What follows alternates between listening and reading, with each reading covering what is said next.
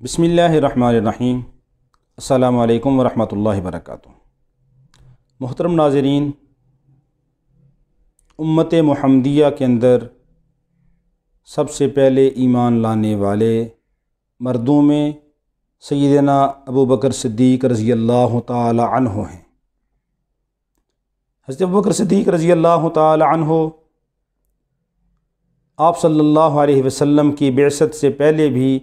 آپ صلی اللہ علیہ وسلم کے دوست اور آپ صلی اللہ علیہ وسلم کے رفیق تھے۔ تو حضرت عائشہ رضی اللہ عنہا فرماتی ہیں کہ حضرت ابو بکر رضی اللہ تعالیٰ عنہ زمانہ جاہلیت کے اندر بھی آپ صلی اللہ علیہ وسلم کے دوست تھے۔ ایک دن رسول پاک صلی اللہ علیہ وسلم کی ملاقات کے ارادے سے گھر سے نکلے، آپ سے ملاقات ہوئی تو رسول پاک صلی اللہ علیہ وسلم سے آپ نے عرض کیا، اے ابو القاسم۔ ابو القاسم رسول پاک صلی اللہ علیہ وسلم کی کنیت تھی کہ اے ابو القاسم، کیا بات ہے کہ آپ اپنی قوم کی مجلسوں میں آج کل نظر نہیں آتے، اور یہ لوگ یعنی آپ کی قوم کے لوگ یہ الزام لگا رہے ہیں کہ آپ ان کے آباء و اجداد کو برا بھلا کہتے ہیں، ان کے آباء و اجداد کے خداؤں کو برا بھلا کہتے ہیں اور ایک اللہ کی دعوت دے رہے ہیں۔ میں یہ کیا بات سن رہا ہوں، آپ ان کے عیوب بیان کرتے ہیں۔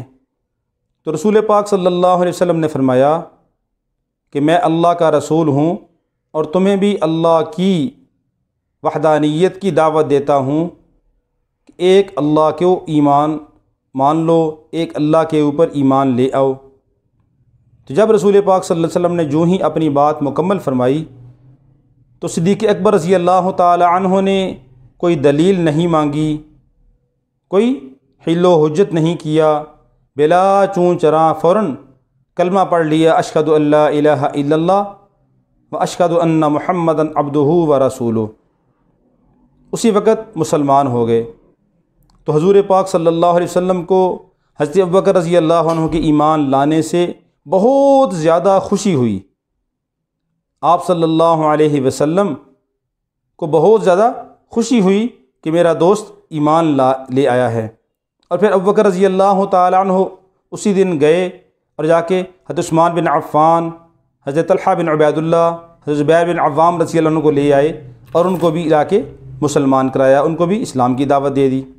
دوسرے دن حضرت عثمان بن مظعون رضی اللہ عنہ، حضرت ابو عبیدہ بن جراح، حضرت عبد الرحمن بن عوف، ابو سلمہ بن عبد الاسد، حضرت ارقم بن ابو الارقم، ان کو بھی لے آئے اور ان کو بھی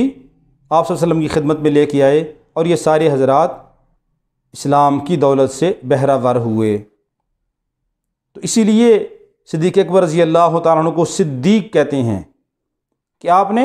آپ صلی اللہ علیہ وسلم کی فوراً اسی وقت تصدیق کر دی کہ واقعتاً آپ نبی ہیں، کوئی دلیل نہیں مانگی اور کوئی حیل و حجت نہیں کیا۔ اسی لیے بخاری شریف کے اندر ایک روایت آتی ہے، ابو درداء رضی اللہ عنہ فرماتے ہیں کہ ایک دفعہ حضرت عمر اور حضرت ابو بکر رضی اللہ عنہ میں کسی بات میں کچھ جھگڑا ہو گیا، تو حضرت عمر رضی اللہ تعالی عنہ نے حضرت ابو بکر رضی اللہ عنہ کے بارے میں کچھ کہا، تو رسول پاک صلی اللہ علیہ وسلم نے فرمایا کہ اللہ نے مجھے تمہارے پاس بھیجا تھا اس وقت جب تم سب نے کہا تھا کہ میں غلط ہوں، میں ٹھیک نہیں ہوں، میری دعوت ٹھیک نہیں ہے، لیکن ابو بکر نے کہا تھا کہ یہ صحیح ہے، یعنی ابو بکر نے میری فوراً تصدیق کر دی تھی، اور جان و مال سے ابو بکر نے یہ میری ہمدردی کی، میری مدد کی تھی۔ تو کیا تم لوگ میری وجہ سے میرے دوست کو چھوڑ دو گے، میرے ساتھی کو چھوڑ دو گے؟ تو یہ جملہ آپ صلی اللہ علیہ وسلم نے 2 دفعہ فرمایا کہ میری وجہ سے میرے ساتھی کو چھوڑ دو گے۔ تو ابو درداء رضی اللہ عنہ فرماتے ہیں کہ اس کے بعد حضرت ابو بکر رضی اللہ تعالی عنہ کو